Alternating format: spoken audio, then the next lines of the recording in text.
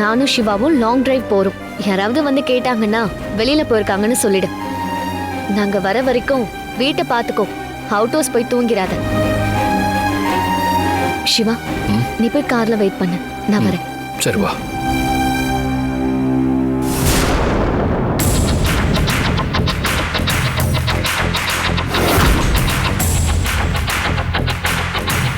என்ன வயிற்றுச்சலா இருக்கா?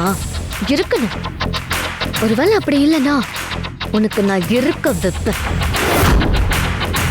இனிமே ஒவ்வொரு நாளும் ஒவ்வொரு நிமிஷமும் இங்க நடக்கிறத பார்த்து நீ செத்து செத்து பொழைக்க போற.